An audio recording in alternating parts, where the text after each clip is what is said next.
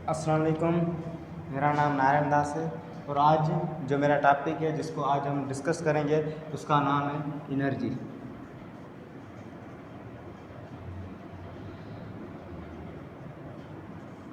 Energy जिसको उर्दू के अंदर तवानाई बोलते हैं,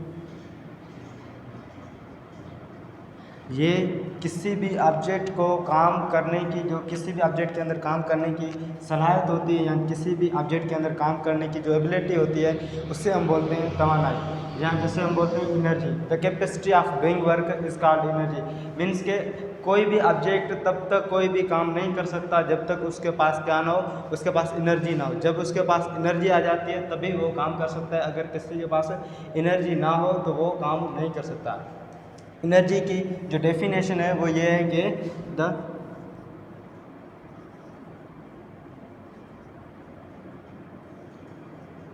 कैपेसिटी ऑफ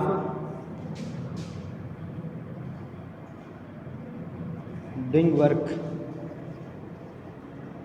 कि किसी भी ऑब्जेक्ट के काम करने की जो कैपेसिटी है, मीन्स के जो सलाहियत है, उसको हम क्या बोलते हैं, energy is called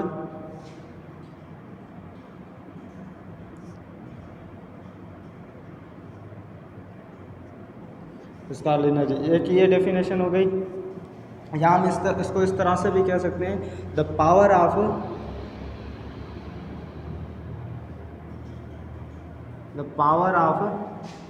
doing work, कि किसी भी काम करने का जो पावर होता है उस पावर को हम क्या बोलते हैं कि वो उस ऑब्जेक्ट के अंदर क्या होती है, एनर्जी होती है। तो एनर्जी बेसिकली इस दुनिया के अंदर दो चीज़ें होती हैं, माना दो फॉर्म में मिलती हैं चीज़ें। एक तो वो चीज़ जो भी हम इस दुनिया के अंदर जो भी चीज़ें देख रहे होते हैं ना, वो सिर्फ दो फॉर्म के अंदर पाई जाती हैं, या तो वो मैटर होगा या तो वो एनर्जी होगा। मीन्स के अगर हम देख रहे हैं कि ये बोर्ड है तो ये बोर्ड क्या है, ये मैटर है एक। अगर हम देख रहे हैं कि ये लाइट है या फैन चल रहा है, ये अगर हमें हवा दे रहा है तो हवा क्या है, एक किस्म की, ये एक किस्म की एनर्जी है। या ये लाइट है तो ये भी क्या है, एक किस्म की एनर्जी हम बोलते हैं। तो ये साउंड भी एक क्या एनर्जी की फॉर्म है। तो इस दुनिया के अंदर दो चीज़ें हमें मिलती हैं, या तो एक वो क्या होगी, मैटर होगी, या तो वो एनर्जी होगी। तो ये होगी एनर्जी की डेफिनेशन। उसके बाद हम इसकी नेचर के बारे में बोलेंगे। नेचर, तो ये इसकी नेचर मीन्स के ये स्केलर क्वांटिटी होती है। स्केलर क्वांटिटी कल भी मैंने बताया था, स्केलर क्वांटिटी वो क्वांटिटी होती है जिनकी कोई भी डायरेक्शन ना हो, मानो जिसका सिर्फ मैग्नीट्यूड हो लेकिन उनकी कोई भी प्रॉपर डायरेक्शन ना हो, तो उससे हम स्केलर क्वांटिटी कहते हैं। और एनर्जी जो होती है वो क्या होती है, स्केलर क्वांटिटी होती है, स्केलर क्वांटिटी होती है। उसके बाद हम अगर इसके यूनिट्स के ऊपर आ जाएं, यूनिट्स में ऊपर लिखता हूँ, ये आप नोट कर लें।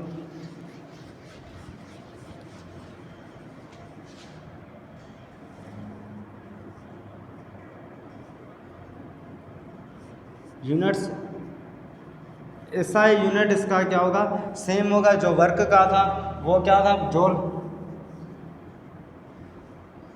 जूल भी था। अगर उसका हम अगर दूसरा बनाएं तो हमने देखा था कि वर्क किसके बराबर था, F.D के बराबर था। तो F मीन्स के न्यूटन, D मीन्स डिस्प्लेसमेंट या डिस्टेंस, तो डिस्टेंस या डिस्प्लेसमेंट का यूनिट क्या होता है, मीटर होता है। तो अगर हम जूल भी इसको लिख सकते हैं, या इसका दूसरा जो यूनिट हो सकता है वो क्या हो जाता है, न्यूटन मीटर।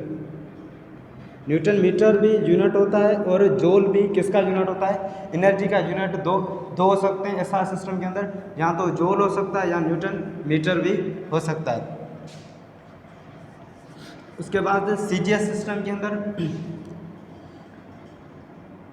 CGS सिस्टम के अंदर इसका जो यूनिट होगा वो होगा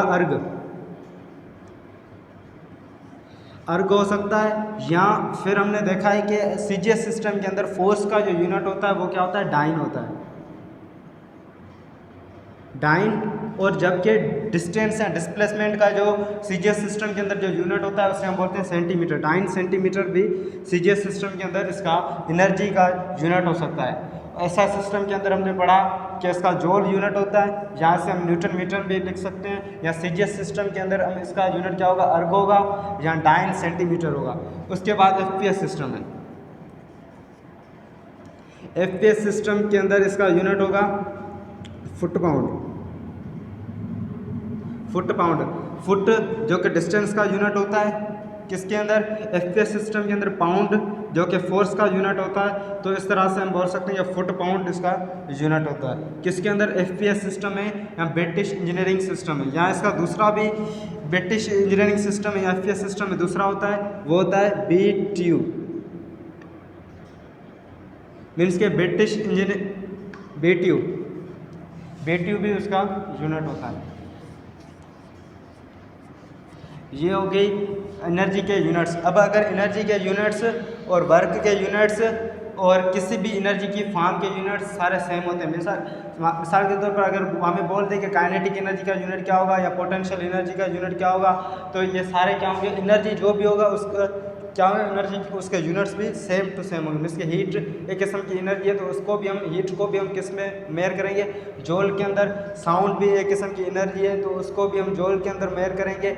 अगर ये सारी जो लाइट वगैरह सारी एनर्जी है तो इन सारे के यूनिट्स क्या होंगे, सेम होंगे। तो ये एनर्जी के हमने यूनिट्स पढ़े, पहले उसकी डेफिनेशन पढ़ी और हमने ये पढ़ा कि वो क्या कौन सी क्वांटिटी होती है, वो स्केलर क्वांटिटी होती है। और दूसरे उसके बाद एक लॉ आता है कि एनर्जी एक कंजर्व क्वांटिटी होती है। एनर्जी कंजर्व क्वांटिटी किस तरह से होती है, मीन्स के एनर्जी को हम ना तो पैदा कर सकते हैं ना तो हम उसे डिस्ट्रॉय कर सकते हैं। मीन्स के energy can either be created नार कैन बी डिस्ट्रॉयड। मीन्स के अगर हमें एनर्जी मिली, फॉर सपोज अगर फैन चल रहा है तो उसमें क्या है कि उसमें इलेक्ट्रिसिटी मिल रही है, फैन को इलेक्ट्रिसिटी मिली, इलेक्ट्रिसिटी ये क्या है, ये भी एक किस्म की एनर्जी है। जब वो मिलती है फैन को, फैन भी चलता है, जब फैन चलता है तो वो एनर्जी किस एनर्जी में कन्वर्ट हो जाती है, काइनेटिक एनर्जी के अंदर कन्वर्ट हो जाती है। और काइनेटिक एनर्जी हमें पता है कि कौन सी एनर्जी होती है, काइनेटिक एनर्जी वो एनर्जी होती है जो कि किसी भी ऑब्जेक्ट को मूव करने में हेल्प करती है, या जो भी ऑब्जेक्ट तब मूव कर सकता है जब उसके पास क्या हो, काइनेटिक एनर्जी हो। जब ये फैन मूव करेगा तो उसके पास काइनेटिक एनर्जी आएगी। जब ये फैन मूव कर रहा है तो इसमें से क्या होगा, विंड होती है। तो विंड क्या है, ये भी एक किस्म की एनर्जी है। जो हमने इलेक्ट्रिसिटी दी थी वो किस में कन्वर्ट हो गई, एक तो वो विंड एनर्जी में कन्वर्ट हो गई, दूसरी वो काइनेटिक एनर्जी में कन्वर्ट हो गई, और दूसरा क्या होगा, हीट प्रोड्यूस होती है तो वो हीट एनर्जी में कन्वर्ट हो जाती है। मीन्स के जो एनर्जी होती है उसको हम कभी भी पैदा नहीं कर सकते, वो सिर्फ और सिर्फ क्या हो सकती है, एक फॉर्म से दूसरी फॉर्म के अंदर कन्वर्ट हो सकती है। तो इस लॉ को क्या बोलते हैं, law of conservation of energy. Means के ऐसी क्वांटिटी जिसको ना तो कभी हम पैदा कर सकें ना उसको कभी हम डिस्ट्रॉय कर सकें, तो उसको हम क्या बोलते हैं, ये कंजर्व क्वांटिटी। कंजर्व क्वांटिटी एक एनर्जी कंजर्व होती है, एक मास कंजर्व, मास भी कभी भी हम पैदा नहीं कर सकते। एक law of conservation of mass होता है, law of conservation of momentum होता है, और law of conservation of energy. Means के मोमेंटम, मास और एनर्जी ये तीन ऐसी चीज़ें होती हैं जिनको ना तो कभी हम पैदा कर सकते हैं ना कभी उन्हें हम ख़त्म कर सकते हैं। और ये जो law of conservation of energy जो हमें दिया था वो बोल्ट्जमैन एक साइंटिस्ट था, उसने हमने 1847 के अंदर बोल्ट्जमैन ने हमें ये लॉ दिया था।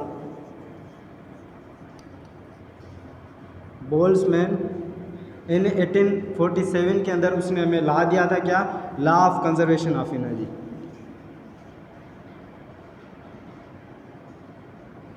Law of conservation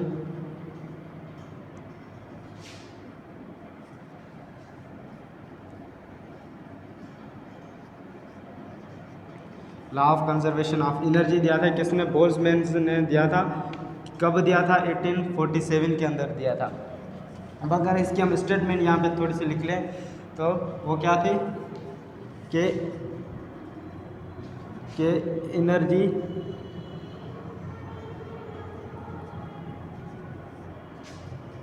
can neither be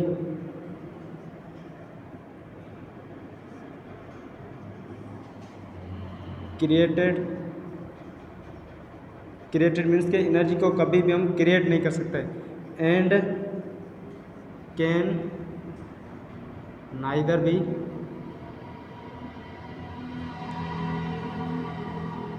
destroyed.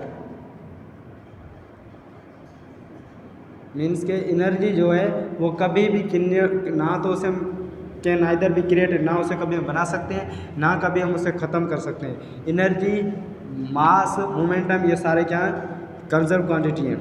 It can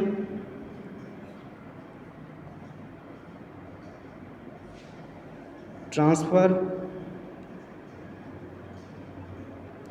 from one form to another form।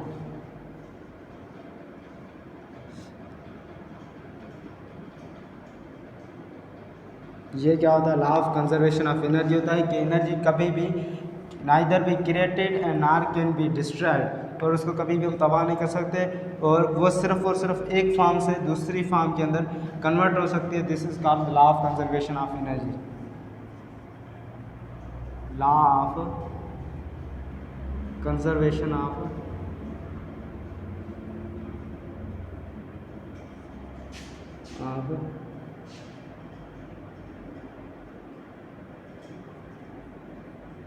Law of conservation of energy की स्टेटमेंट क्या है कि एनर्जी को कभी भी हम डिस्ट्रॉय नहीं कर सकते, वो सिर्फ एक फॉर्म से दूसरी फॉर्म के अंदर कन्वर्ट हो सकती है, और ना ही उसे ना हम कभी पैदा कर सकते हैं और ना ही कभी हम उसे डिस्ट्रॉय नहीं कर सकते।